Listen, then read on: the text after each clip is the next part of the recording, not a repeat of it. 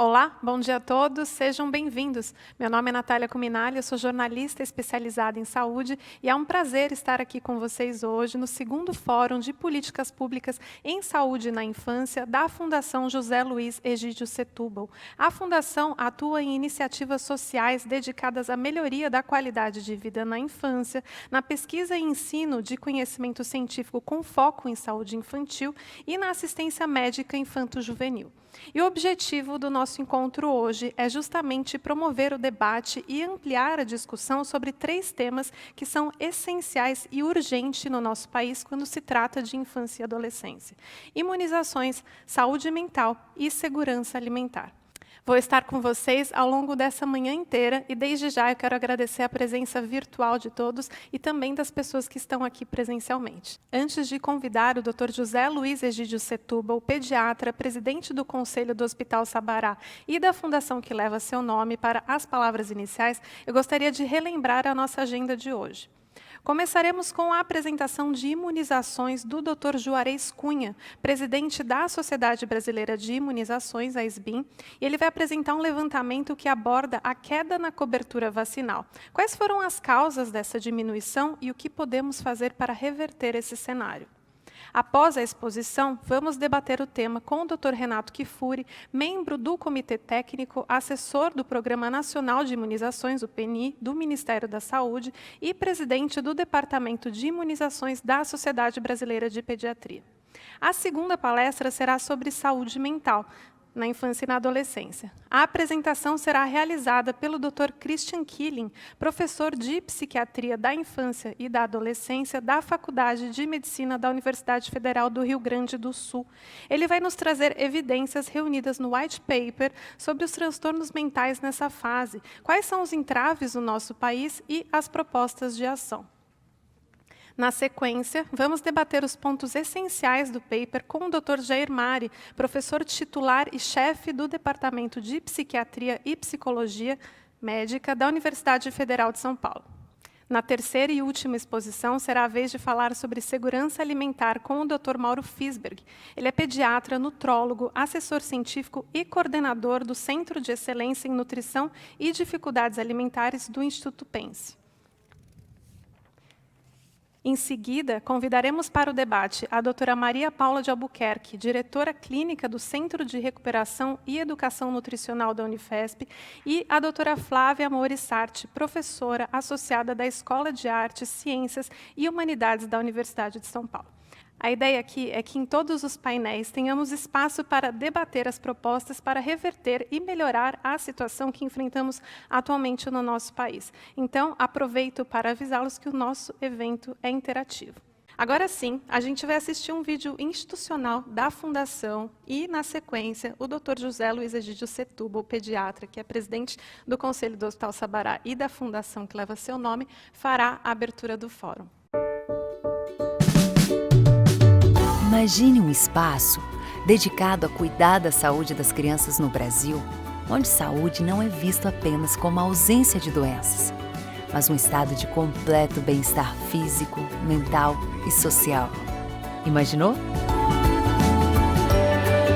A Fundação José Luiz Egídio Setúbal acredita que uma infância saudável gera uma sociedade melhor. Com esse propósito, há 10 anos atuamos em iniciativas sociais para melhorar a qualidade de vida na infância. E a gente acredita muito naquela coisa de trabalhar a criança, na saúde da criança e na saúde de maneira global, né? De uma maneira holística, onde a gente não trata só do aspecto da doença, né? Do aspecto biológico. A gente tenta trabalhar nos aspectos biológicos, no aspecto psicológico e no aspecto social. Nossa missão? Promover a saúde infantil por meio da assistência, geração e disseminação de conhecimento. A assistência médica é realizada pelo Sabará Hospital Infantil. Considerado um dos melhores hospitais da América Latina, é o gerador de recursos financeiros para o propósito da Fundação. A humanização hospitalar é nossa vocação e o hospital investe nesta causa. Que este não é apenas um trabalho de entretenimento, não, apesar que entretém. Não entretém, Chapeuzinho? Sim, é um trabalho de amor, um trabalho de alegria, um trabalho de olho no olho, de conversa, de brincadeira, de refazer o quarto do hospital para um lugar mágico e surpreendente. A Fundação tem a missão de expandir o conhecimento em pediatria e incentivar estudos que gerem melhorias na assistência global à criança. O Instituto Pense é o protagonista neste campo. O Pense atua na produção de pesquisas científicas em parceria com universidades brasileiras e internacionais e investe na capacitação contínua de profissionais da saúde através do seu centro de ensino. E nossa intenção é priorizar os estudos e os projetos que tenham um impacto na qualidade de vida das crianças e que possam depois ser implementados em políticas públicas que melhorem essa qualidade de vida a nível nacional. Recentemente, ele inaugurou um novo espaço para dar vazão aos novos projetos, dobrando sua capacidade. Em 2019, teve início a pós-graduação em Psicologia e Saúde da Criança e a inauguração de um programa de residência médica. A plataforma de educação à distância do Pense cumpre um papel importante como ferramenta para aprendizagem e troca para regiões distantes do Brasil, atingindo milhares de alunos. Na área de projetos sociais, o Pense vem colhendo resultados excelentes. O projeto de triagem neonatal criou uma tecnologia que salva vidas, onde é possível chegar ao diagnóstico de dezenas de crianças portadoras de síndromes associadas a problemas de imunidade.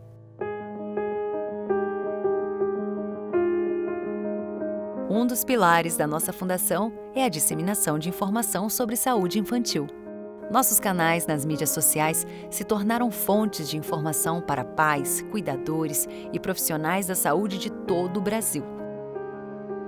A Fundação ampliou suas iniciativas e agora, junto ao hospital e o Pense, o Autismo e Realidade cumpre um propósito de difundir conhecimento, combater preconceitos e auxiliar na orientação de familiares, professores e cuidadores acerca do transtorno. Certificações e reconhecimentos recebidos ao longo dos anos nos honram, e isso nos atribui responsabilidades cada vez maiores. Logo no início da pandemia da Covid-19, quando São Paulo parou, o hospital rapidamente se mobilizou, implantou todos os protocolos de segurança e seguiu atendendo seus pacientes com a excelência de sempre. E o futuro está aí, e nós nos perguntamos: qual o mundo que queremos? Qual o país que pensamos para viver? Em 2015, a Organização das Nações Unidas propôs a Agenda 2030 para um mundo melhor. Esta agenda é um plano de ação para todos e cada um, a seu modo, pode ajudar fazendo sua parte. Nós da Fundação estamos fazendo a nossa. A cada ano traçamos objetivos em nosso planejamento estratégico que contemplam as metas. Nossa Fundação está crescendo e isso nos orgulha imensamente. O Sabará Hospital Infantil é referência. O Instituto Pense dobrou de tamanho. O Autismo e Realidade chegou ampliando nossos projetos e motivações. Somos procurados para estabelecer parcerias em iniciativas dentro e fora do Brasil.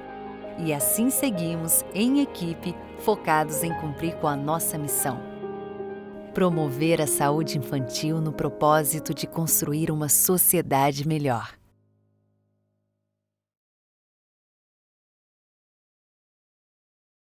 Agora sim, eu vou convidar o Dr. José Luiz para dar as palavras iniciais e fazer a abertura oficial do evento.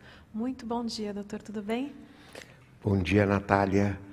Bom dia a todos, bom dia a todas. E vamos lá. Temos uma bela manhã e eu queria começar com essa frase aqui. As crianças me mostraram em seus sonhos cheios de alegria o divino de cada um. Elas lembram a preciosidade de cada vida, especialmente as mais jovens, intocadas pelo rancor, pelo preconceito ou pela ganância. Agora que o mundo está tão confuso, nós precisamos de nossas crianças mais do que nunca. Para curar o mundo, precisamos começar curando as nossas crianças. Com essas palavras, o Michael Jackson inicia uma das mais belas versões do clipe Heal the World, música onde ele pede para que nos unamos para um mundo melhor. Como católico, poderia ter usado as palavras das últimas encíclicas do Papa Francisco, Laudato Si e Fratelli Tutti, onde também ele pede pela salvação do planeta através da fraternidade e da misericórdia. Mas escolhi o Michael Jackson para iniciar esta fala, porque ele remete à inspiração das crianças, a mesma que me impulsiona. Há 10 anos instituí essa fundação, cujo propósito é uma infância saudável para uma sociedade melhor. É nisso que acreditamos, é por essa causa que lutamos. Nossa fundação é mantenedora do Sabará Hospital Infantil, referência na assistência pediátrica em São Paulo e no Brasil, e considerado um dos melhores hospitais pediátricos da América Latina. Ele também serve como campo de pesquisa e estágios para o Instituto Pense, o Centro de Estudos, Ensino e Pesquisa e Projetos Sociais da nossa fundação. Nesses 10 anos fizemos muita coisa e criamos uma estrutura para produzir cada vez mais e assim realizar o nosso propósito. O Brasil é um país tremendamente desigual, em várias dimensões, e nós, representantes da sociedade civil organizada, acreditamos na sua força para ajudarmos o país a resolver estas desigualdades. Afinal, nesta pandemia, ela foi responsável pela doação de 6,4 bilhões de reais, que não é pouca coisa, além de uma mobilização sem igual, nunca vista. Este segundo Fórum de Políticas Públicas em Saúde Infantil tem este objetivo. No nosso primeiro fórum, chamamos os representantes dos candidatos à presidência naquela época para discutirem seus planos de saúde infantil. Foi muito rico, embora, infelizmente, o candidato vencedor não tenha enviado ninguém.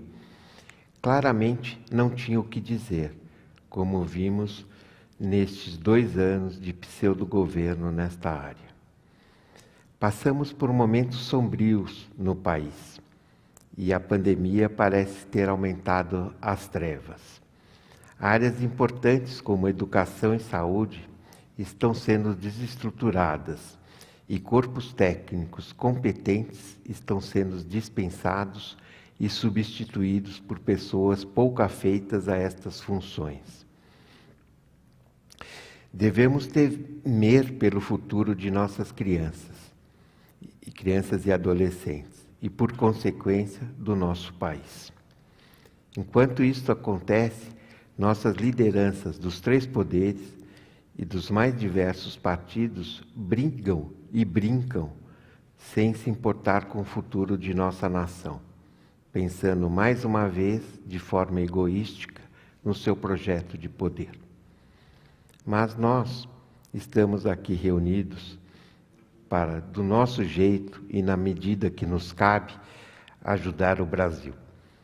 A situação nos obriga que seja de forma híbrida, aqui, alguns poucos, presencialmente aqui em São Paulo, e muitos outros virtualmente pelo Brasil, para discutir 3 temas que escolhemos no meio de 2019, quando planejávamos o nosso congresso e esse fórum, mas que em fevereiro, com as notícias da pandemia, adiamos os convites e suspendemos tudo em março.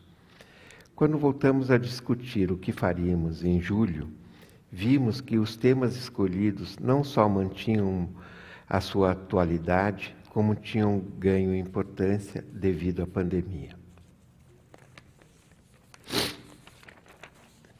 Discutiremos essa manhã como estamos e o que devemos fazer para melhorar a imunização no Brasil. Já fomos referência mundial e acabamos com a polio e sarampo, mas nos últimos anos estamos piorando nesse quesito. As últimas notícias sobre o planejamento de vacinação em massa para a Covid-19 são preocupantes. Abordaremos essa temática com os doutores Juarez Cunha e Renato Kifuri. Depois teremos a oportunidade de abordar um dos maiores problemas de saúde do século XXI, pelo menos a meu ver, o de saúde mental, e sob o ponto de vista da criança e do adolescente, que é muito pouco abordado, principalmente no aspecto de saúde pública, o que parece muitas vezes ignorar este problema. Lembrando que na pandemia, com o isolamento social, esses problemas se agravaram de maneira geral, sobretudo com a violência doméstica. Para isso, teremos as vozes dos doutores Christian Killing e Jair Mari. Para terminar, vamos discutir o tema da segurança alimentar, que sempre foi um dos maiores problemas da desigualdade social. E com a crise econômica decorrente da pandemia e com a suspensão dos subsídios sociais, deve piorar. Para isso, o Dr. Mauro Fisberg montou uma equipe multidisciplinar da maior qualidade para fazer esse debate e propor alguns caminhos. Finalizo agradecendo em nome da doutora Fátima Rodrigues, a toda a equipe do Instituto Pense, também a Luciana Munaretti e a Márcia Woods pela organização e a realização desse fórum. Aos professores que tão generosamente aceitaram participar e a todos que aqui estão, de alguma forma, ajudando a melhorar o nosso Brasil. Muito obrigado. Muito obrigada, doutor. Eu anotei um trechinho da sua fala inicial. Agora que o mundo está tão bagunçado, precisamos das crianças mais do que nunca. E, de fato, acho que quando o Michael Jackson escreveu isso, ele não imaginava que, nesse momento atual, o mundo está mais bagunçado ainda e a gente precisa muito mais ainda, né? A gente agora segue para o nosso terceiro e último debate. Na verdade, antes a gente tem uma palestra sobre segurança alimentar com o pediatra e nutrólogo Mauro Fisberg. Ele é assessor científico e coordenador do Centro de Excelência em Nutrição e Dificuldades Alimentares do Instituto Pense. Bom dia, doutor Mauro, tudo bem? Bom dia, Natália. Bom dia a todos. É um prazer enorme poder participar do fórum com todos vocês. Queria agradecer a Zé Luiz, a Fátima e a todos que organizaram. E nós vamos abrir o tema com o nosso compartilhamento de tela e eu vou discutir com vocês o tema segurança e insegurança alimentar nas crianças brasileiras. Inicialmente, eu queria mostrar minha declaração de interesses. Eu sou membro de diferentes comitês científicos, eu sou palestrante, recebo apoio para eventos e pesquisas de diferentes públicos, mas não permito a interferência deles em nossos conteúdos. O nosso tema, o que está dentro do eixo temático segurança alimentar, ele se converteu num projeto que, como todos sabem, é um white paper. Nós vamos buscar o que significa white paper. Na verdade, é um documento baseado em evidências com uma abordagem técnica aprofundada sobre um determinado assunto e tem por objetivo principalmente a tomada de posição. O nosso trabalho tem como tema da subnutrição à obesidade alternativas integrativas de prevenção de problemas nutricionais na infância. Obviamente que esse não é um projeto meu, esse é um projeto de uma força de trabalho.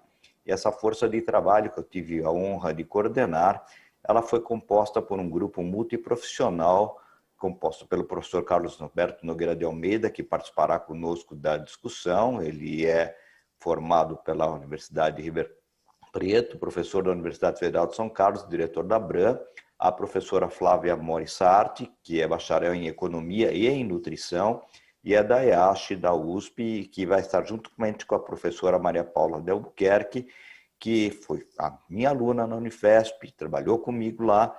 Ela é diretora clínica do Centro de Recuperação e Educação Nutricional do CREM da Unifesp. A Laís Duarte Batista, que foi a grande responsável pela realização do nosso white paper, ela é mestranda em saúde pública lá na Universidade de Saúde Pública da USP, e ela é membro do grupo de pesquisa em avaliação do consumo alimentar do GAC, que é coordenado pela Regina Amara, que é a professora associada do Departamento de Nutrição da Saúde Pública e que participou conosco do projeto. Nós começamos discutindo, na verdade, que nós estamos falando, na verdade, quando falamos de segurança, nós falamos, na verdade, de pobreza. Trabalhos bastante recentes que saíram agora, no mês de novembro, do IBGE, mostram que, apesar de que nós diminuímos o número de pobres no país para aproximadamente 25% da população, a extrema pobreza ainda é evidente em mais de 6,5% da nossa população. Como todos nós sabemos, nós tivemos uma melhoria nos últimos anos e, infelizmente, de 2013 para o ano 2017, e agravado enormemente agora durante a pandemia, nós diminuímos totalmente a nossa capacidade de resolver os problemas alimentares e nutricionais da nossa população. E quase sempre, se nós vamos olhar quem são os indivíduos mais afetados pelo processo, são sempre os pretos, os pardos, a população de nível social e econômico mais baixa e especialmente aqueles que sofrem a opressão de um sistema complexo do ponto de vista social e econômico. Ao mesmo tempo que nós temos essa dificuldade de manter uma capacidade de sobreviver com os esparsos recursos que nós estamos vendo um gigantesco aumento do excesso de peso na população adulta brasileira, e nós sabemos que algumas regiões do nosso país já chegam a ter 61% até 69% de excesso de peso, numa velocidade extremamente grande que modificou-se rapidamente nos últimos 10 a 15 anos. Nós vamos então discutir o que a insegurança alimentar no Brasil repercute especialmente na área pediátrica. Nós sabemos que o processo começa claramente antes do nascimento.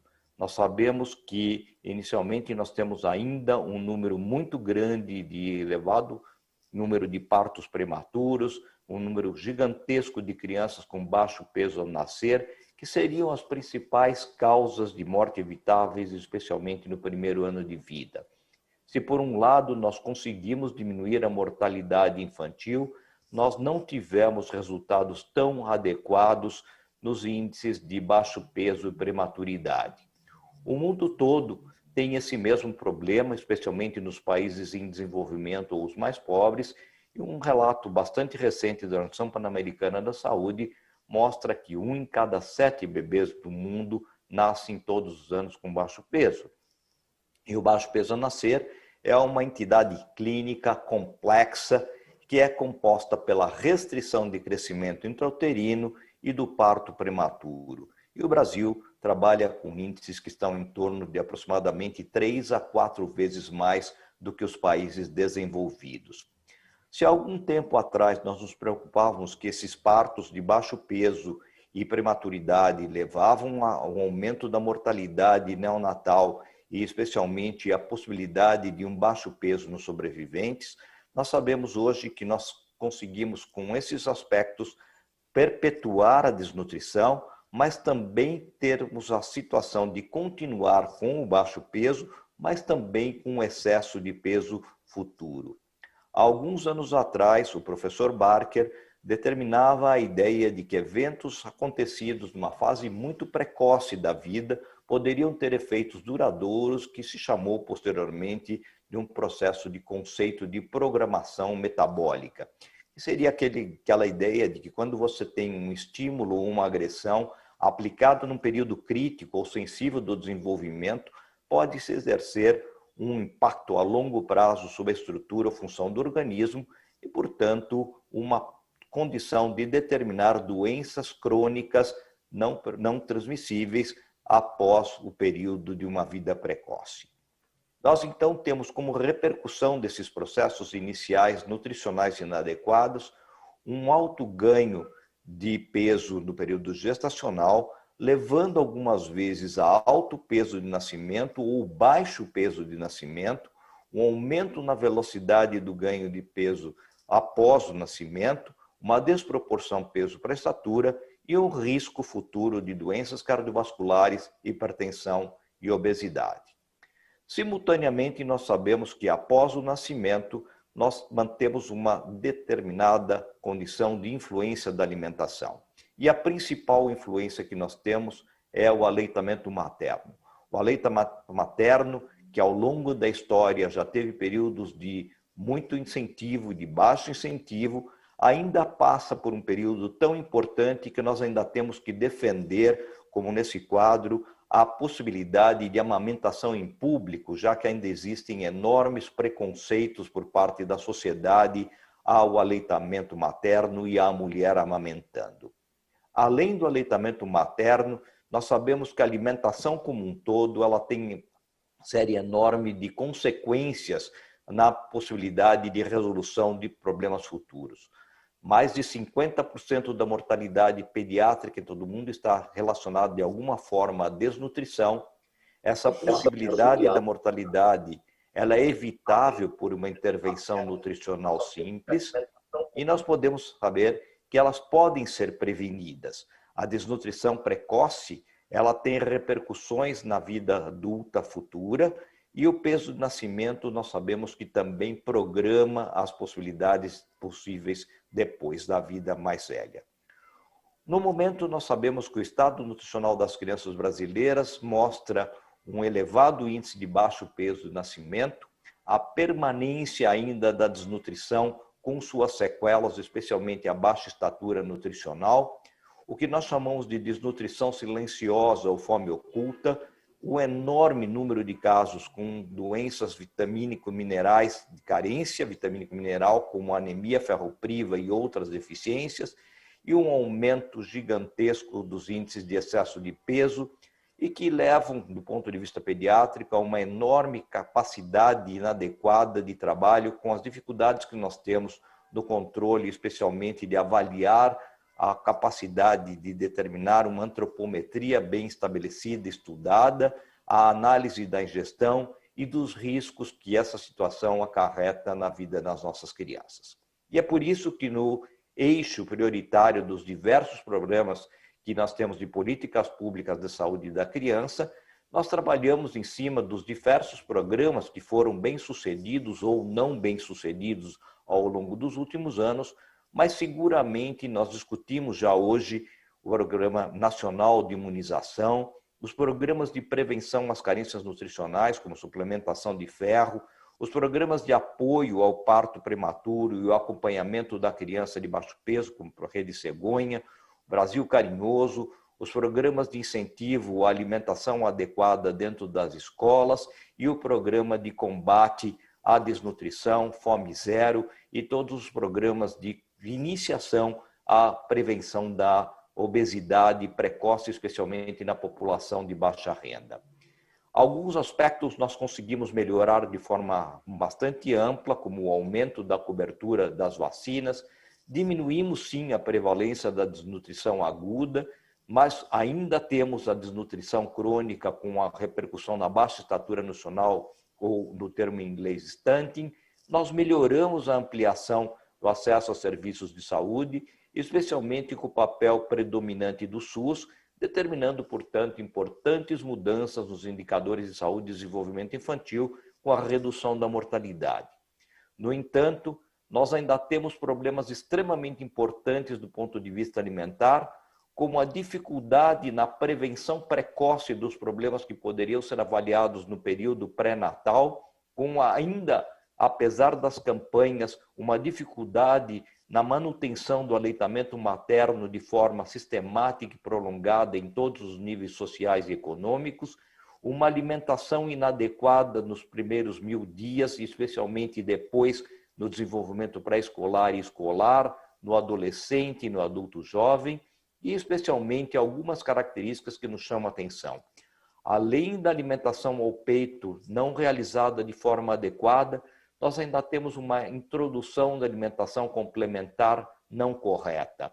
Esse trabalho do grupo da doutora Gisele Bortolini, da Marcinha Vítolo, doutora Gobert, da Leonor Pacheco dos Santos, mostra que nós ainda temos um enorme consumo do leite de vaca sem modificação nas crianças menores de 6 meses de vida no nosso país. Nós introduzimos, apesar de todas as campanhas, água, chá, sucos e uma série de outros alimentos não adequados. E isso acaba levando com que essa baixa qualidade de alimentação desde os primeiros meses de vida levem a um aumento do sobrepeso e da obesidade em crianças cada vez mais jovens, as deficiências nutricionais, como nós já vimos, deficiências especialmente em vitamínicos e minerais, levando ao fenômeno conhecido como malnutrição silenciosa ou fome oculta. Além disso, nós introduzimos alimentos que são não adequados para a faixa etária pediátrica de uma forma muito precoce. Nós introduzimos o açúcar de adição, alimentos doces e não corretos, alimentos altamente calóricos e pobres nutricionalmente, o leite de vaca in natura de forma prematura e não correta, em substituição ao aleitamento materno não adequado, especialmente nos primeiros meses de vida. Assim, nós sabemos que alguns trabalhos recentes, especialmente o trabalho do grupo de Digesta, mostra que nós estamos introduzindo, ainda antes do primeiro ano de vida, alguns produtos que não deveriam ser, talvez, realizados nesse período, como, por exemplo, produtos industrializados, produtos como o iogurte industrializado com uma quantidade maior de açúcar, alimentos embutidos, bolachas e biscoitos com recheio e sem recheio, achocolatados, refrigerantes, sucos artificiais, doces, salgadinhos e outros produtos, todos eles realizados antes do primeiro ano de vida. Isso gera riscos nutricionais. Num trabalho multicêntrico que um grupo de universidades brasileiras realizou, chamado Estudo Nutri Brasil Infância, um estudo colaborativo realizado por amigos de todo o país, nós fizemos um retrato da população brasileira no período pré-escolar e nós mostramos que ainda nós temos um número muito grande de crianças com baixa qualidade nutricional, mas levando principalmente a um aumento do excesso de peso. E aqui nós podemos ver que nas crianças menores de 5 anos de idade, nós já tínhamos mais de 10% das crianças acima do percentil 95 de índice de massa corporal, mas mais de 4% das nossas crianças pequenas apresentavam já obesidade mórbida. E os alimentos que eram contribuintes para a qualidade de energia nessas crianças, tanto em escolas públicas como privadas, mostravam que aparecia principalmente o consumo integral de leite sem modificação, aparecia rapidamente o arroz e feijão, mas apareciam alguns alimentos como, por exemplo, o açúcar, o biscoito, alguns produtos inadequados, como, por exemplo, aqui o açúcar refinado, o biscoito salgado e, especialmente, outros alimentos que não deveriam estar presentes na nossa população. Isso leva a uma prevalência de obesidade infantil muito importante e os índices brasileiros, de uma forma muito rápida, chegam a valores que superam as prevalências da própria América Latina e mais de 25% da nossa população apresenta excesso de peso e 7% apresentam obesidade bastante importante numa faixa etária muito precoce. O que nós podemos ter como solução e alternativa são inúmeras. Dentro do nosso documento, nós trabalhamos com algumas possibilidades e pela exiguidade do tempo eu vou mostrar algumas das iniciativas que nós propusemos, que contemplam especialmente a tríade dos principais momentos envolvidos no desenvolvimento infantil, o que corrobora especialmente a palestra da mesa anterior. Nós queremos trabalhar com os aspectos futuros da saúde e nutrição infantil, trabalhando especialmente no período gestacional, no período de incentivo ao aleitamento materno e no período de introdução à alimentação complementar. Nós sabemos que nós temos que trabalhar com algumas alternativas que vão além do formar e que nós precisamos também informar. Nós temos uma situação trágica no nosso país, que é a elevada extensão territorial, diferentes contextos culturais, econômicos e sociais, que levam a um desafio gigantesco na execução de programas e políticas de abrangência generalizada, com altíssimo custo operacional e profissional, um tempo elevado para aplicação de programas, acompanhamento e, especialmente, na maior parte das vezes, a falta de avaliação das intervenções. O que nós propomos é uma possibilidade múltipla de trabalhos usando especialmente projetos que já existem, com a possibilidade de participação integrativa de diferentes grupos profissionais, trabalhando com o que nós chamamos de centros sentinela. São aqueles pequenos centros locais que poderiam avaliar pequenas intervenções que pudessem ser palpáveis, avaliadas e que pudessem ter uma sequência de atuação. Seriam locais onde nós pudéssemos ter a participação do pediatra ligados a diferentes serviços de saúde, com a participação de universidades, gestores políticos em diferentes regiões do país, desenvolvendo pequenos estudos de coorte ao longo de todas as regiões brasileiras.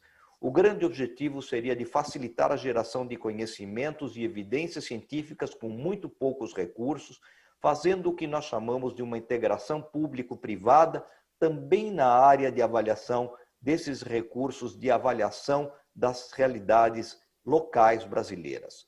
A ideia é ter centros regionalizados em todas as partes do país, com a inclusão de centenas de profissionais e de elementos de apoio em um único projeto de monitorização.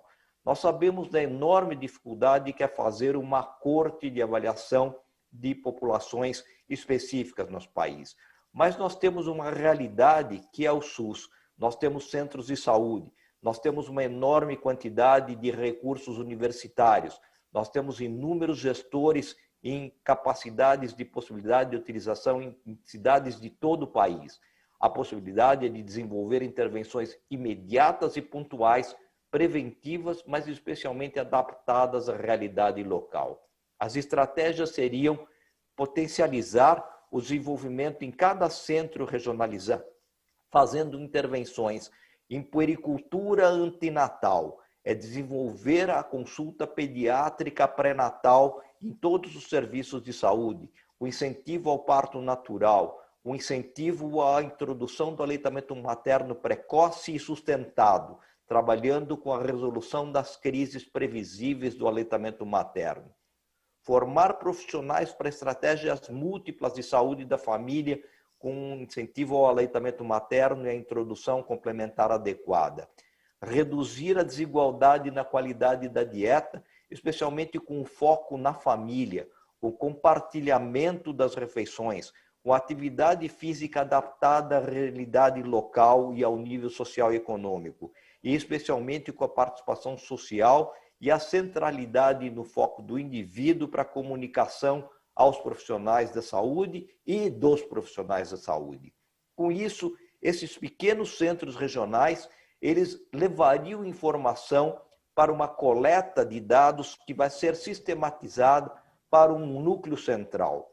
E esses núcleos centrais realocariam os recursos para uma informação mais adequada, de tal forma que esses resultados de centros reais, em medidas de tempo real, poderiam avaliar rapidamente pequenas intervenções que poderiam ser modificadas de forma rápida e, ao mesmo tempo, sustentável e permitindo a modificação de projetos em períodos muito curtos. A implementação possível seria, provavelmente, com a parceria com as universidades que estão distribuídas pelas diferentes regiões do território nacional, utilizando as faculdades de medicina, de enfermagem, de diferentes profissionais de saúde, com um empoderamento e participação ativa dos gestores municipais e especialmente com o engajamento da comunidade local. Não há necessidade de uma política geral nacional, mas partir do local para a política nacional. Um exemplo claro que nós propusemos é o que já existe, provavelmente com apoio de diferentes fundações, como, por exemplo, aqui trabalhar com os prefeitos que poderiam ser responsáveis e poderiam ter uma iniciativa, como nós temos as iniciativas, o Hospital Amigo da Criança, o Prefeito Amigo da Criança, de tal forma que nós teríamos implementação de políticas e ações públicas que vão garantir o direito da criança e do adolescente não apenas durante um período curto, mas com políticas que possam ser sustentáveis e mantidas ao longo do tempo, mesmo com as mudanças políticas. Os programas piloto poderão explorar o potencial de municípios já comprometidos, que já têm programas dedicados a ações e interesse na temática abordada, com a implementação desse centro sentinela, com o apoio das universidades e dos centros de pesquisa que nós temos em todo o país. O custo de avaliação seria sempre avaliado relacionado à operacionalização das atividades que cada centro desenvolve e estabelecendo quais são as melhores estratégias econômicas em termos de valor social por recurso investido. Nós teríamos que ampliar a cobertura e a disseminação das ações para as outras localidades de acordo com uma escala, trabalhando as razões custo-efetividade, trabalhando sempre com um incremento de acordo com a consistência da informação, com a possibilidade de continuidade e com a confiabilidade dos dados, de tal forma que isso poderia se transformar numa política de intervenção sempre pautada por uma característica e capacidade do sistema público. Nós sabemos que nós temos desafios na nossa agenda política que ainda não foram adequadamente superados, porque o nosso sistema, que trabalha com a análise da criança como alvo, ela passa por uma análise do microsistema, que é o núcleo familiar, uma análise do mesosistema, que é a comunidade imediata, o nosso exosistema, que é a comunidade institucional, e o nosso macrosistema, que é a capacidade de resposta dos sistemas de estrutura política e social. Todas as medidas devem pautar e integrar profissionais, gestores e comunidade. Nós sabemos que alguns programas que nós propomos não funcionam. Não funcionam porque é uma falta de continuidade e da manutenção dos recursos. Nós sabemos que há sempre uma mudança política e nem sempre o gestor posterior ele segue os problemas anteriores, nem sempre porque não deram certo, mas porque não foram. Nem sempre o que dá certo em pequena escala funciona em escalas grande porte. Nós sabemos que há uma falta de comprometimento da comunidade quando não há resultados imediatos. Nós sabemos que muitas vezes a comunicação não é efetiva e os meios de comunicação não têm interesse de longo prazo quando não há uma pauta que é extremamente imediata e que não é uma coisa de impacto. Nós sabemos que nem sempre há uma avaliação dos projetos prospectivos. Projetos prospectivos são caríssimos e nem sempre são avaliados. Então, não adianta colocar recursos se nós não temos a capacidade de avaliar de modo imediato. E, além do que, é muito mais fácil culpar elos de correntes suscetíveis e interesses políticos para determinadas posturas. O que nós sabemos é que nós temos que determinar que a nossa política tem que ser pautada pela capacidade de resposta imediata. E eu queria terminar com 2 agradecimentos para toda a equipe e a todo o funcionamento do Fórum, mas com uma tristeza muito grande que eu vou determinar pelos sentimentos aos amigos e familiares de mais de 176 mil mortos causados pela pandemia, mas principalmente também pela insegurança alimentar, pela insegurança econômica e especialmente pela insegurança política que nós estamos vendo.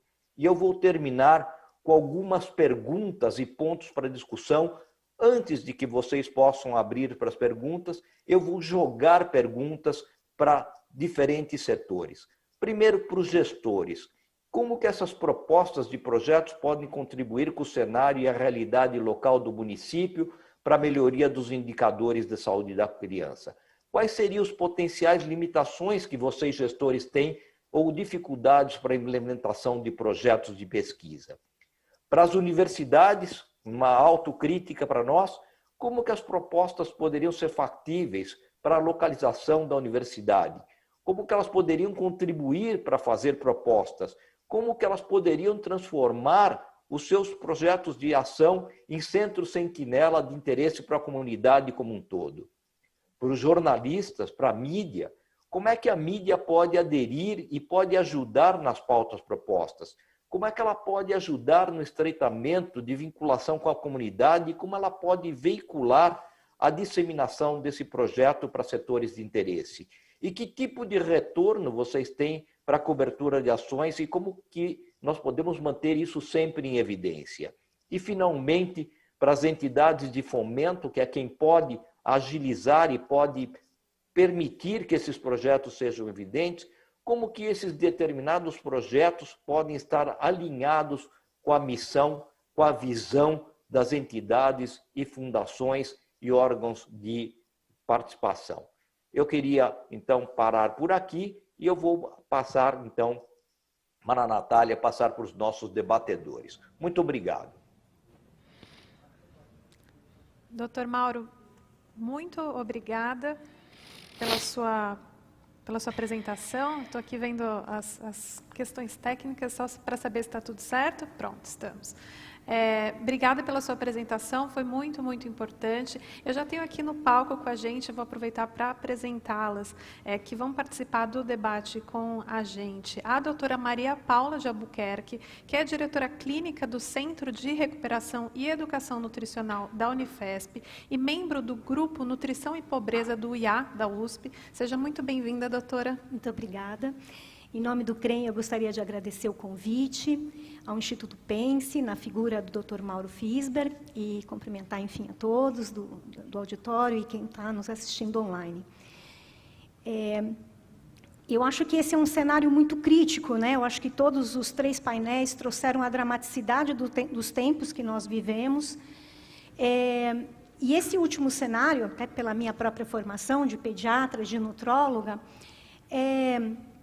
ele me remete muito a um desafio além da pandemia, que é um desafio da transversalidade. Eu acho que o tema da segurança, ou a insegurança, infelizmente, porque é o cenário que está sendo posto, ele traz uma necessidade de que a gente aprenda a trabalhar de forma interdisciplinar, de forma intersetorial.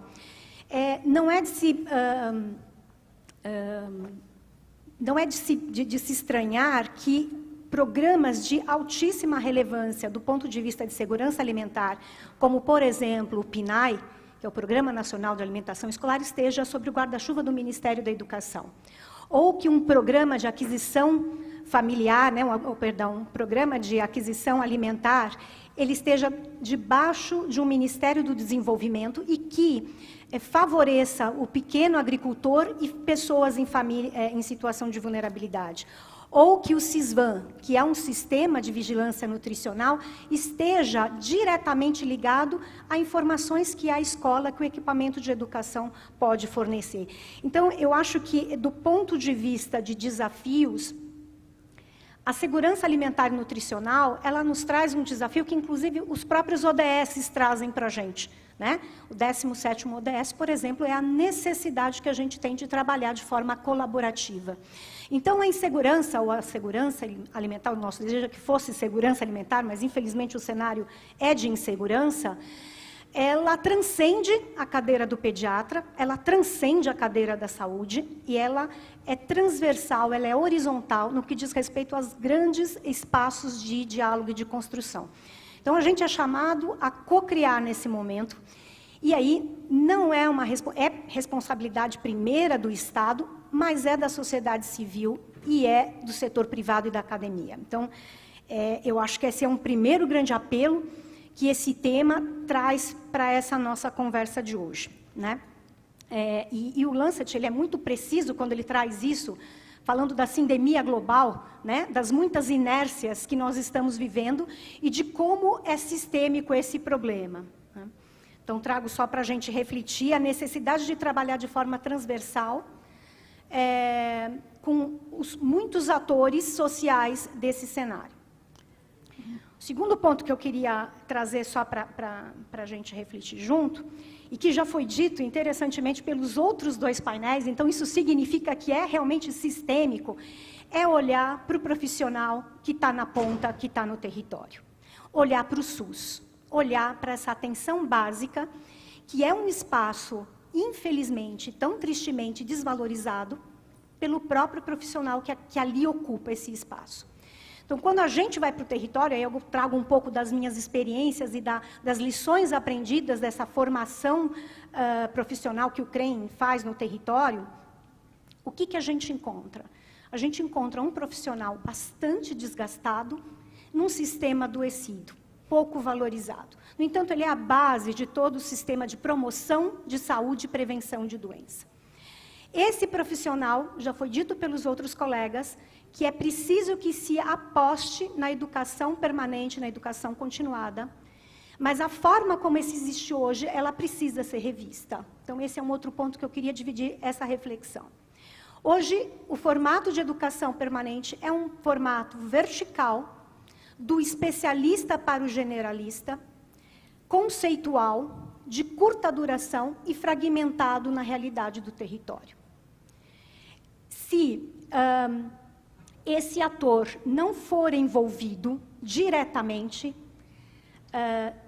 na problemática, né, se ele não for retomado, se ele não for chamado, convocado como pessoa e ressignificar esse contexto, ele não vai ser o embaixador das vacinas, ele não vai ser o embaixador da saúde mental e não vai ser o embaixador de segurança alimentar e nutricional. Então, eu queria trazer para vocês que nessa experiência, a gente tem primeiro ressignificar o papel do cuidador e cuidar de quem cuida. Dentro desse cenário, eu estou falando não só da saúde, eu estou falando da educação e eu estou falando da assistência, que são 3 espaços que estão e que fortalecem essa rede de proteção que apoia essa família, principalmente essa família em situação de vulnerabilidade social, que é onde a insegurança alimentar está acontecendo. Então, faço aqui rapidamente as minhas falas iniciais para a gente abrir o debate, mas eu gostaria só de ressaltar esses 2 pontos. Muito, muito obrigada, doutora. Agora eu apresento a doutora Flávia Mores Sarti, que é professora associada da Escola de Artes Cênicas e Ciências e Humanidades da Universidade de São Paulo. Doutora Flávia, bom dia, tudo bem? Bom dia, tudo bom? Eu gostaria de complementar a fala da Maria Paula, dizendo que eu percebi algumas palavras-chave em todas as mesas que se repetem e que, além da transversalidade das equipes multidisciplinares, nós temos que pensar também em 2 questões. Uma delas é a prevenção, que foi um debate que permeou todas as mesas até o momento, além do que houve algumas menções e que nós trazemos diretamente na mesa de segurança alimentar sobre análise custo-efetividade, a avaliação econômica das intervenções que nós propomos para implementar e expandir em nível nacional no Brasil. Simplesmente propor ideias bonitas que ficam muito interessantes e trazem um apelo popular muito interessante para todos, é irresponsável quando nós não vemos, como a própria Maria Paula acabou de destacar, as condições nas quais trabalham muitos dos nossos profissionais na base, a falta de recursos com as quais alguns deles se defrontam e como que este profissional pode, portanto, acolher as demandas dessa população que, em muitos casos, está tão desamparada em termos de serviços e assistência à saúde que precisa de algum tipo de intervenção para prevenção de problemas de saúde mais grave, de forma que nós tenhamos um sistema de saúde que, em médio e longo prazo, não só ele tenha ações disseminadas ao longo do país inteiro, mas que também sejam ações que,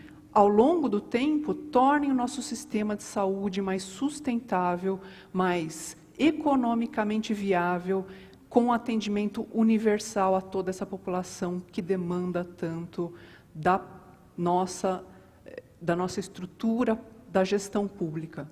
Nesse sentido, dentro da Escola de Artes, Ciências e Humanidades da Universidade de São Paulo, existem vários cursos que podem apoiar esse tipo de intervenção. Por exemplo, eu dou aula no curso de Gestão de Políticas Públicas, no qual a gente tem vários docentes que atuam junto aos prefeitos de cidades do estado de São Paulo, no caso, mas que pode ser um programa expandido para o resto do país, que é trabalhar indicadores municipais e não só se concentrar simplesmente nos municípios de grande porte, mas trabalhar com estes prefeitos dar condições, dar profissionalismo à gestão municipal e dar condições para que este atendimento no sistema de saúde alcance a população mais pobre com as melhores condições possíveis e acolha suas demandas, trazendo efetividade em termos de uso dos recursos para que tenham saúde para o resto da vida, e qualidade de vida e bem-estar. Então, essa é a minha intervenção. Obrigada, doutora. Eu aproveito e peço já para dividir a tela com a gente o doutor Mauro, e temos também o doutor Carlos Nogueira, que é diretor da ABRAM, a Associação Brasileira de Nutrologia. Bom dia, doutor, tudo bem? Bom dia, gente, bom dia. Aliás, boa tarde, né? Já deu boa tarde, eu nem percebi, doutor. Boa tarde. Então, boa tarde. Boa tarde, é um prazer estar aqui com vocês. Obrigado, Mauro, pelo convite. Fico muito honrado de fazer parte desse grupo de discussão. E eu queria só fazer uma intervenção muito rápida, né, uma fala muito rápida, dizendo que eu acredito muito em projetos que visem a prevenção. E a prevenção, eu acho que é um dos grandes segredos. Ela costuma ser barata, ela costuma não implicar em muitos recursos, ela depende fundamentalmente de treinamento, e eu acredito que projetos que visem prevenir doenças são muito mais eficazes e eficientes do ponto de vista de saúde pública. Depois que eu tenho uma criança, por exemplo, com anemia ferropriva, eu preciso de meses e mais meses de tratamento, de fármacos. Por outro lado, se eu conseguir estratégias simples, como por exemplo que essa criança mame leite materno, eu já consigo uma prevenção bastante razoável. Então, a ideia que eu queria compartilhar com vocês é essa ideia, né? E a prevenção, muitas vezes, ela passa por estratégias que não são tão médicas como possa parecer, sabe? Eu me lembro, e o Mauro com certeza se lembra melhor do que eu ainda, de alguns projetos da equipe do Dr. Nóbrega, em comunidades carentes, e eles diminuíam muito a desnutrição quando incentivavam as famílias a viverem mais, basicamente isso, né? Quer dizer, eu lembro de algumas estratégias que era ensinar as mães a fazer a unha, a cuidar melhor do cabelo, e as mães se sentiam mais empoderadas, que é um nome que está na moda hoje, e cuidavam melhor dos seus filhos, né? E isso ele percebeu, o grupo dele percebeu, quando via que havia no mesmo domicílio crianças francamente subnutridas e mães obesas. Então, aparentemente, não faltava comida. Faltava uma forma de que essa comida fosse transferida para as crianças. Então, vejam que são estratégias que às vezes não tem nada a ver com medicamento, não tem nada a ver com grandes intervenções do ponto de vista médico ou nutricional, mas tem a ver com intervenções na vida das pessoas. Então, eu queria muito compartilhar com vocês essa ideia de que a gente pudesse trabalhar de uma forma preventiva. Gosto muito da ideia da puericultura, mas a puericultura cada vez mais expandida, né? O que nós tínhamos no passado era a ideia de que a puericultura começava quando a criança tinha alta e marcava a primeira consulta com o pediatra lá com 15 dias, né? Depois a gente ampliou isso para a puericultura também como uma atividade da enfermagem, o que é uma coisa fantástica, porque em alguns lugares que eu trabalhei que havia essa puericultura de enfermagem, e livros foram publicados sobre isso, o auxílio à mãe do ponto de vista de cuidado com a criança, de técnica de aleitamento, de cuidado com fralda, era uma coisa que ajudava muito essas famílias.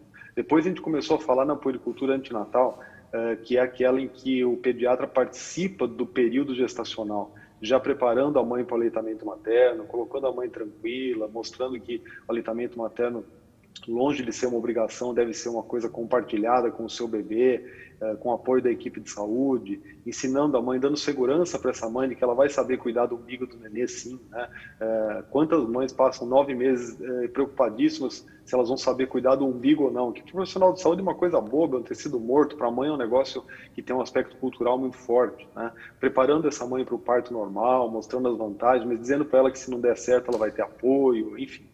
E hoje a gente está falando em puericultura pré-concepcional, né, que é aquela história de que quando um casal decide engravidar, antes de engravidar, o pediatra já está participando ali. A gente sabe, por exemplo, que pais, e eu estou falando do pai, sexo masculino, obeso, tem um risco maior de gerar um filho obeso. Então, se eu preparar essa família de maneira que eu melhore a dieta do pai, não só da mãe seria óbvio pensar, mas eu estou acrescentando do pai também, antes de que esse bebê seja concebido, eu tenho uma chance de ter um desfecho melhor. Então, eu acho que essa ideia de a gente tentar trabalhar com a puericultura no seu sentido mais amplo, não só do pediatra, mas a puericultura feita pelo enfermeiro, pelo nutricionista, pelo psicólogo. E se a gente puder antecipar essa puericultura lá para o período pré-concepcional, eu acho que nós estamos ganhando muito em termos de qualidade de cuidado à alimentação das crianças. Carlos, você lembrou do professor Nóbrega, ele falava disso como o baixo vínculo materno-infantil, né?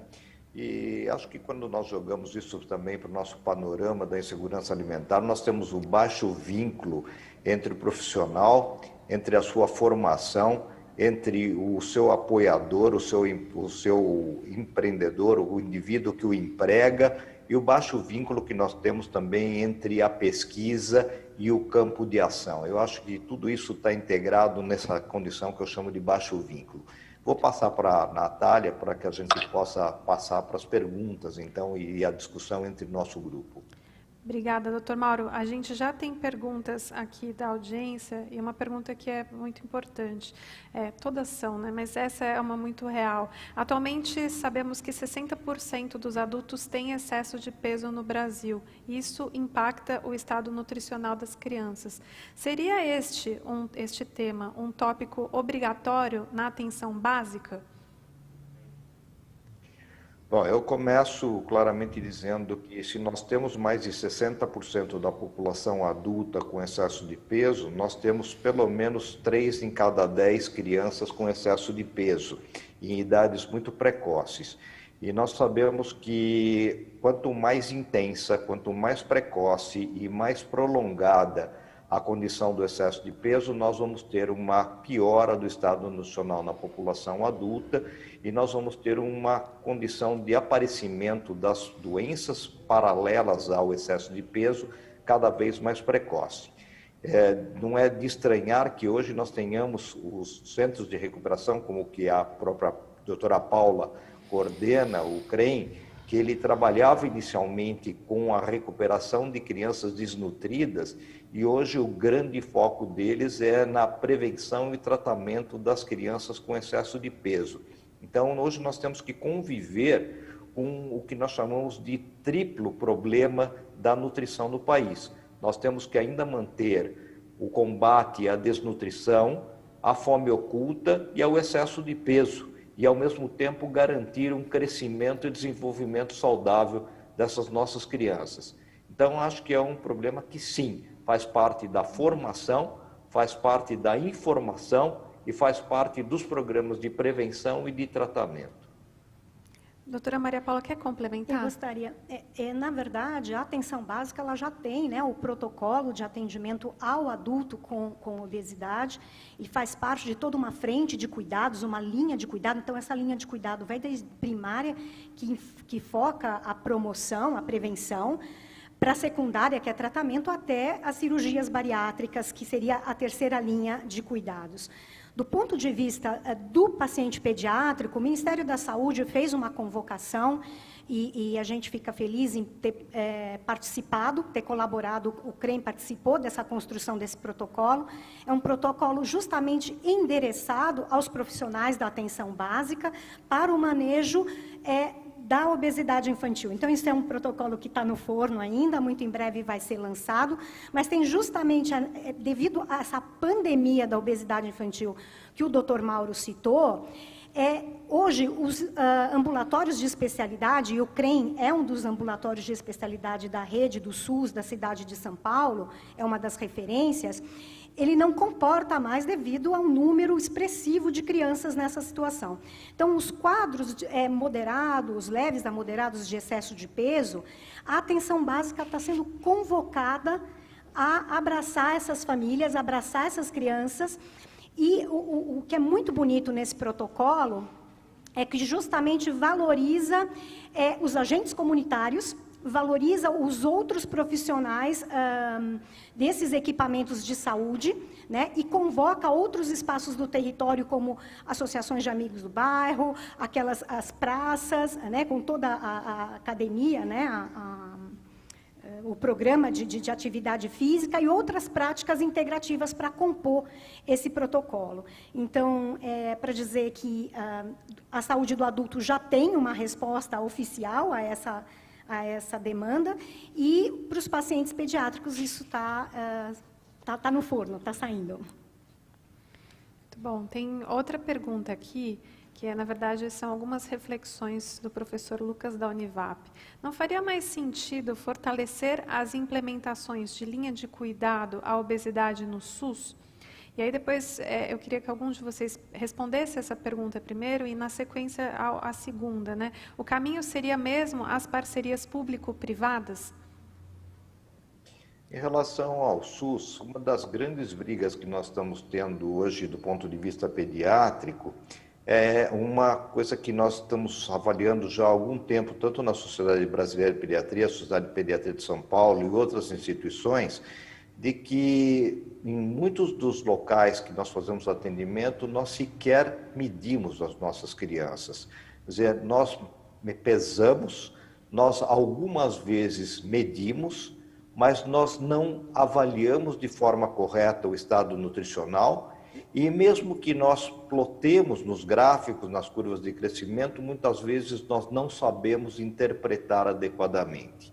Então, sim, eu acho que é importante que se use as estruturas adequadas, que se forme adequadamente os profissionais, que se informem adequadamente os recursos que ele tem disponíveis, mas principalmente que nós possamos utilizar a informação.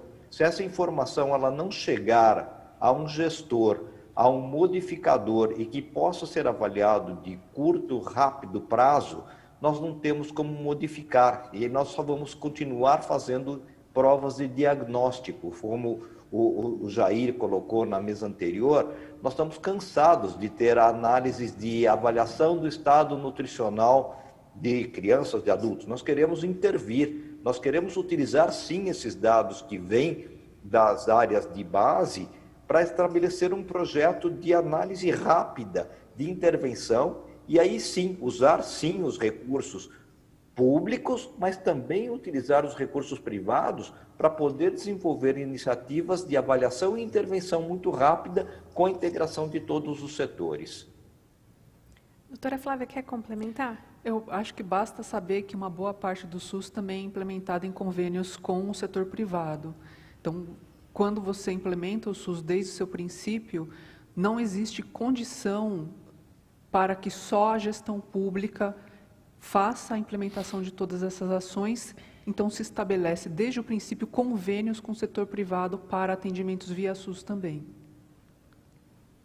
Doutor Zé Luiz, e eu queria ouvir a sua opinião sobre essa importância das parcerias público-privadas em tentar resolver ou tentar amenizar esse problema da insegurança alimentar no país. Bom,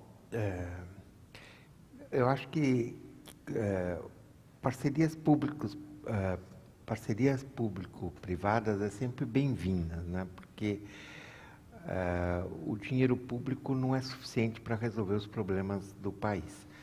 Então, a iniciativa privada, a sociedade civil se mobilizando para ajudar a resolver os problemas junto com o governo, através das políticas públicas, eu acho que é sempre bem-vinda. No caso da segurança alimentar ou da segurança alimentar, ela colaborando junto, eu sempre falo que a ajuda da sociedade civil é em parceria público-privada. Quer dizer, ela não pode tomar iniciativa, né? Ela tem que fazer isso juntamente com as políticas públicas, né? Então, as políticas públicas existentes, nas iniciativas que o governo tem, que existem inúmeras, né? Acho que são sempre bem-vindas e acho que deve existir e a iniciativa privada, seja das empresas, seja da pessoa física, são sempre bem-vindas e eu incentivo e sou um fomentador disso. Tem uma pergunta aqui que a gente recebeu, que ela, no fundo, acabou se repetindo de formas diferentes em todos os debates, que é o papel da escola. Qual que é o papel da escola nas imunizações, qual que é o papel da escola na saúde mental e qual que é o papel da escola na nutrição. E daí a pergunta é a seguinte, né? Como vocês veem o papel das escolas para o enfrentamento dos problemas apresentados pelo Dr. Mauro? Diferentes papéis a depender das diferentes situações socioeconômicas da família. Eu acho que eu poderia começar pelo Dr. Carlos. O senhor está com o microfone no mudo. Pronto, desculpe. Eu acredito que a escola tem um papel fundamental. Isso, eu tinha até ia fazer uma intervenção na pergunta anterior, mas emendou exatamente com essa, que eu acho que é o mesmo conceito que eu queria passar, né? Vejam que você tem hoje uma dificuldade muito grande no serviço público, especialmente no SUS, de convencer os gestores da importância de você ter um ambulatório que atenda não urgência. Seja um ambulatório de puericultura, seja um ambulatório de tratamento nutricional, de obesidade ou de nutrição, nutrologia de uma maneira geral. Por quê? Porque o gestor, ele sabe que ele tem que pôr dinheiro na urgência. Tá? Mas o gestor não faz isso porque ele é mau, né? Ele faz isso porque politicamente é isso que ele tem que fazer. Porque a demanda pelo atendimento de urgência vem da população. A população, se você perguntar para eles o que você prefere, um ambulatório de puericultura ou um pronto-socorro 24 horas para você levar correndo quando tiver 37,5 de febre. A pessoa vai dizer, eu prefiro o ambulatório. Bom, então aí a gente emenda esse meu comentário com a pergunta atual. Por que da escola? No momento em que eu criar uma base de conhecimento sustentável, que comece lá com a criança pequena, falando sobre a importância de aspectos preventivos da medicina, e aqui nós estamos falando de nutrição, eu vou gerar nessa população uma demanda para isso. E quando ela for conversar com o vereador do bairro, dizendo assim, olha, eu preciso aqui de um serviço em que eu possa levar o meu filho quando eu achar que ele não está comendo bem, mas eu só tenho urgência. Aí o vereador vai levar para o prefeito e vai dizer, opa, peraí, eu preciso montar um servicinho aqui de nutrição porque tem uma demanda da população. Mas essa demanda não existe porque as pessoas não têm educação nutricional. Eu costumo brincar dizendo assim, que um menino sai do terceiro colegial sabendo calcular o tempo que um carro leva para ultrapassar o outro em velocidade diferente numa rodovia expressa. Ele sabe calcular isso. Né? Ele sabe calcular a conversão de moedas, ele sabe tudo isso. Mas se você perguntar sobre a pirâmide alimentar, ele não sabe nada. Ele não tem noção do que é um alimento, nem aquela noção básica de construtor, energético, regulador, eles não sabem. Então nós não temos educação nutricional. Se não tem educação nutricional, eu não tenho demanda por esse conhecimento. E as pessoas não vão incentivar os gestores a criarem serviços voltados para isso. Então eu acho que a escola poderia cumprir um papel excepcional se ela, desde lá do comecinho, ela incentivasse as pessoas a terem conhecimento em nutrição, a saber conceitos básicos, a saber a importância da alimentação, papel de vitaminas, papel de minerais, o papel de alimentação equilibrada, balanceada. Vocês imaginam se um pouquinho de cada conhecimento desse for dado desde o primeiro ano até o terceiro colegial, o tanto que nós vamos ter de pessoas preocupadas, pensando sobre isso e demandando dos gestores, dos políticos, serviços que atendam a essa necessidade. Ô, Natália, eu acho que é importante lembrar que quando nós falamos de escola, nós temos dois processos de escola, né? Eu acho que primeiro nós também temos que lembrar que nós temos que ter uma formação das nossas próprias escolas que formam os profissionais da área de saúde. Quando nós falamos de nutrição, muitas vezes na área de medicina, na verdade nós estamos falando muitas vezes de doença. A gente aprende o que é a deficiência de vitamina C, nós aprendemos o que é a anemia, nós aprendemos o que é a pellagra, nós aprendemos algumas características específicas, mas nós não aprendemos normalidade.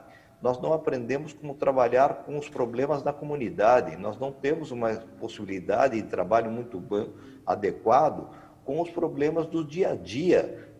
Por exemplo, a gente sempre brincava que há muitos anos atrás, quando nós fazíamos ambulatório na Escola Paulista de Medicina, existia uma pergunta básica que se fazia para as mães, que naquela época a proteína animal era essencial, se perguntava assim, quantas vezes por semana você come carne? E as mães na sala de espera, elas já falavam umas para as outras, olha, pelo amor de Deus, quando alguém te perguntar isso, você responde, olha, pelo menos 2 vezes por semana, porque senão você vai tomar uma bronca. E ninguém de nós, na verdade, lembrava que, na verdade, nenhuma delas tinha acesso, ou se tinha acesso era uma quantidade irrisória, mas a resposta que nós queríamos assim, pelo menos 2 vezes por semana. Então, nós primeiro precisamos formar a escola nossa, a escola dos profissionais. E depois nós temos que lembrar que o currículo das nossas escolas de formação, das escolas, aí agora estou falando das escolas das crianças, na verdade, nós não podemos mais continuar com um sistema em que eu tenho o dia da fruta, o dia do cereal, ou naquele dia eu vou trabalhar um pouquinho com a horta. Nós precisamos ter um currículo educacional em nutrição adequado, como já se propôs em uma série de muitos países. Eu acho que a Flávia, como nutricionista e economista, pode também participar um pouco desse projeto. Sim, eu acredito que, nesse sentido, a gente tem que valorizar a equipe multiprofissional da atenção básica, que é a nutrição como uma visão de saúde pública, como uma visão de prevenção, como uma visão do que é buscar o ideal para uma alimentação mais equilibrada, é fundamental. Se você ter algum nível de educação básico, de alta qualidade, de tal forma que as crianças saibam alguns elementos estruturados no seu currículo escolar, sobre qual é o papel dos principais alimentos, alguma base sobre as vitaminas e outras coisas assim, é o mínimo básico que a gente espera de uma escola de boa qualidade. Desculpa. Gostaria só de complementar que tem uma questão importante do papel da escola, que é o vínculo que ela tem com o território e com a família. Sabe-se que a vinculação que a família tem quando ela entrega um bebê por 8 horas, 5 vezes por semana, é de uma potência que nós quisermos na unidade básica não temos, né? Então, essa vinculação com o território, ela é um papel extremamente importante e de confiança. É na escola que drenam problemas de violência, é na escola que drenam problemas sociais que muitas vezes são capilarizados para a equipe de saúde e para a equipe de assistência. Então, hoje, os equipamentos de educação, eles estão sobrecarregados, é verdade, o colega psiquiatra já disse isso, mas eles têm uma potência tão grande que eles estão abraçando a questão do CODAI, então cabe aqui lembrar uma política pública bastante importante, que é a alimentação escolar, as hortas pedagógicas e o programa de atividades de educação alimentar e nutricional publicados em 2018. Então, eu acho que a escola está sendo convocada a olhar para a questão da segurança alimentar e nutricional nesses espaços de educação. E aí eu tenho que parabenizar as nossas professoras da educação infantil, porque, efetivamente, tudo que a gente tem que aprender de mais importante são os primeiros 5 anos de vida. Depois disso, é muita informação. Então, a questão da base da educação de novo, eu insisto, esses atores que estão na base da nossa pirâmide e que sustentam toda essa trama de segurança dessa criança, eles precisam ser olhados e eu queria colaborar, contribuir com esse dado do CODAI, enfim, desses parceiros. Obrigada, doutora. Eu, infelizmente, sou portadora das más notícias e o nosso tempo está acabando. Só que antes, passa muito rápido, doutor Mauro, antes de eu me despedir de vocês, eu quero dar o tempo para vocês se despedirem também de todo mundo que acompanhou a gente até agora. Eu queria chamar a atenção para um slide que tinha na sua apresentação, doutor Mauro, que dizia assim, por que os programas não funcionam? E era uma lista, né, de motivos de por que os programas não funcionam. Falta de continuidade, problema de comunicação, falta de resultado rápido, porque não engaja. Então, acho que a minha provocação final para a despedida de vocês, eu peço que seja breve, porque a gente tem esse tempo limitado, o que a gente pode fazer, que lição que a gente leva para casa para tentar melhorar esse engajamento, para que esses programas, de fato, façam alguma mudança. Então, eu começo com você, doutor Mauro.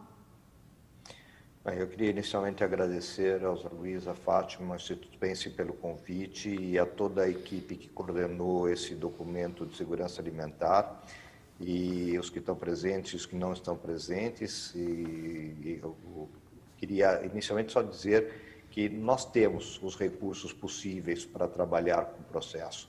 Nós temos alimentos, nós temos sistemas de educação, nós temos uma pesquisa muito boa no nosso país.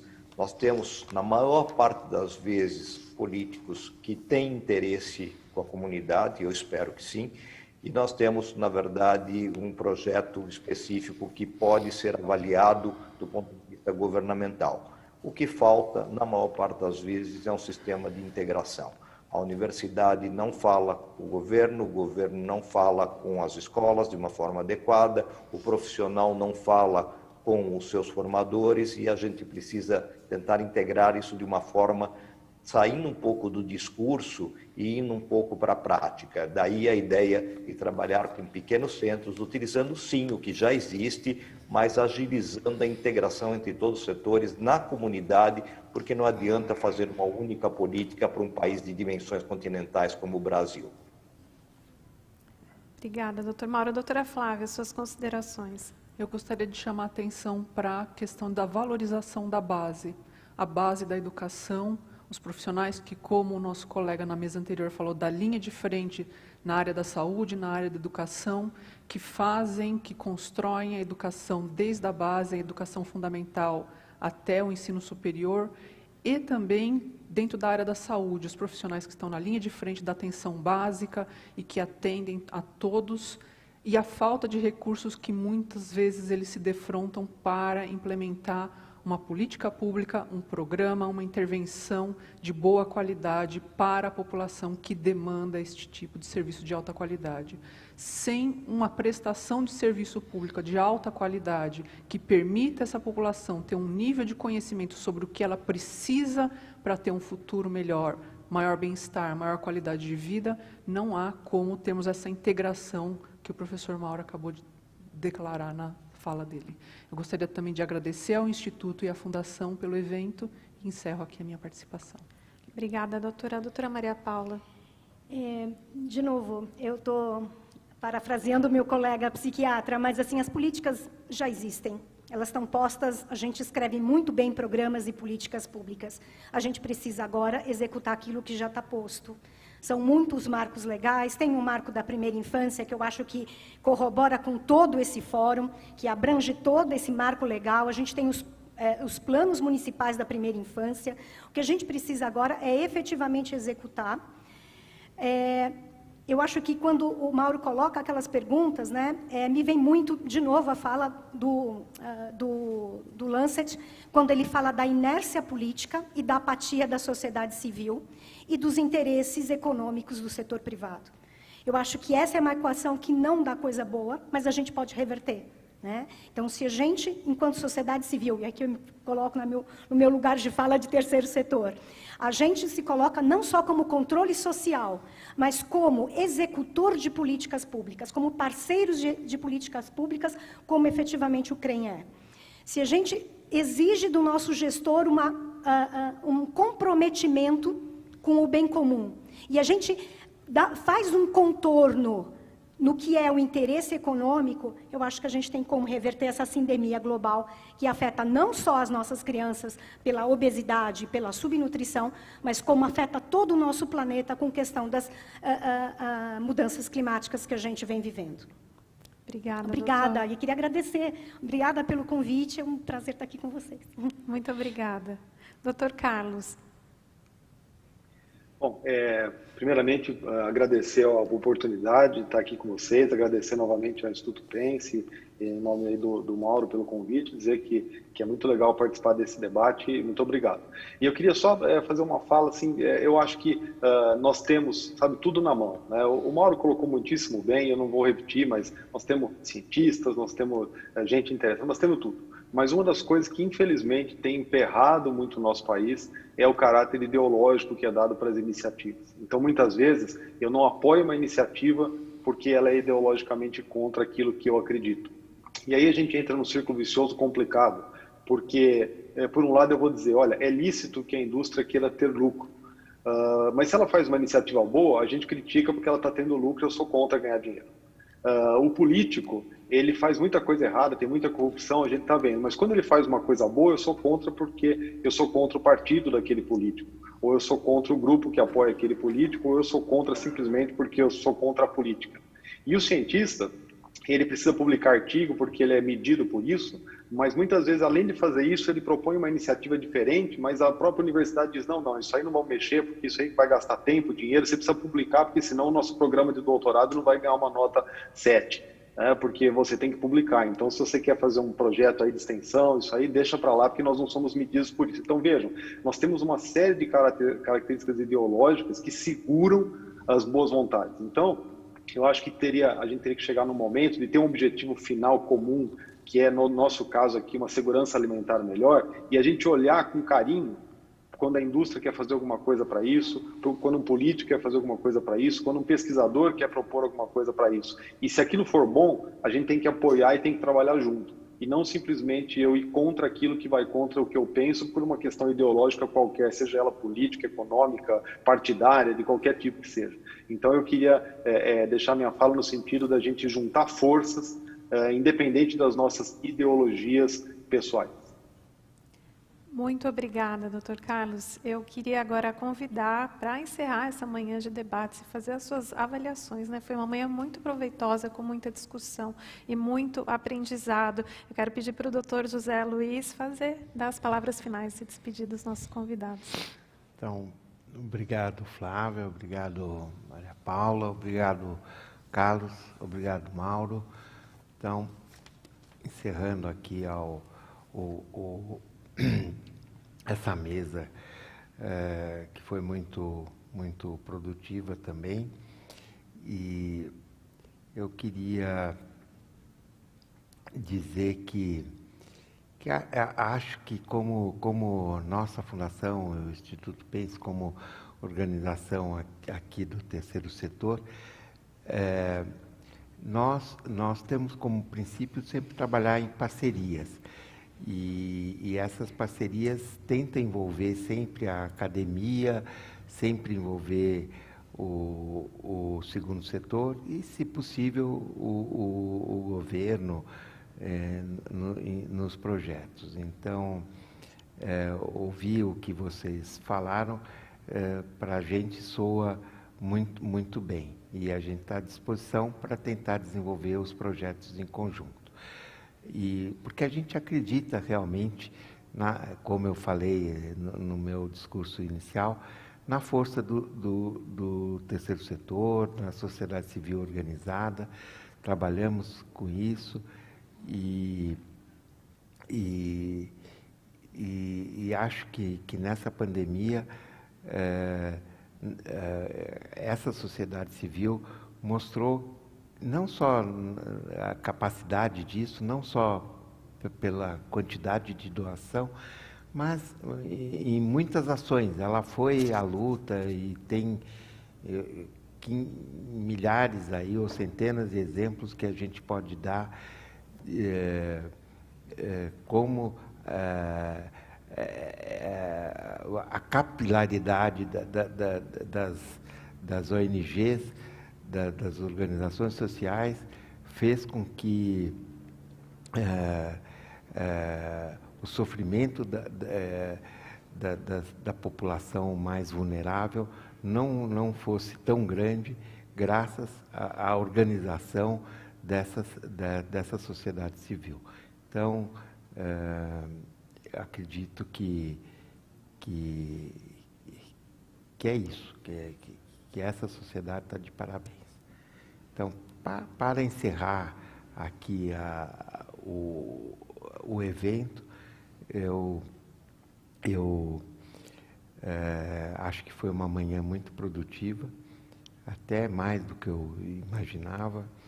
Eu queria, inicialmente, agradecer ao pessoal do Pense, então, a Alessandra, a Bruna, a Verônica, a Fátima, ao pessoal da Fundação, a Luciana e a Márcia, sem as quais a gente não teria produzido. Queria agradecer a Natália, foi muito boa a sua participação. Queria agradecer ao pessoal técnico aqui. Queria agradecer também a quem está aqui presente. Sei que que não é fácil nos dias de hoje estar presente em eventos. Então, obrigado pela coragem. E o pessoal que está em casa, obrigado também pela participação. Queria avisar que esse evento está sendo gravado, vai estar disponível nas nossas redes sociais, possivelmente no EAD do Pense e no site da Fundação mais para frente. E será disponibilizado os white papers, o white paper desse última mesa, possivelmente numa publicação científica, e os outros em forma, esse também, mas primeiramente numa publicação científica, e os outros em forma de publicação, para a gente divulgar, inclusive para o público interessado, para os políticos, etc. Então, muito obrigado, e acho que a gente fez o nosso papel, estamos ajudando um pouco o país e o Brasil no que a gente pode. Muito obrigada, Dr. Zé Luiz. Eu queria agradecer muito o convite de participar aqui com vocês. Fiquei honrada. Aprendi bastante ao longo do dia. A gente sai daqui com lição de casa para pensar, para colocar em prática. E eu queria agradecer a todo mundo que acompanhou a gente, que enviou perguntas, quem estava online, quem está aqui também. E agradecer a todos os especialistas, todo mundo da organização e o Dr. Zé Luiz. Muito, muito obrigada. A gente encerra, então, agora o nosso evento. Obrigada e boa tarde para vocês. Música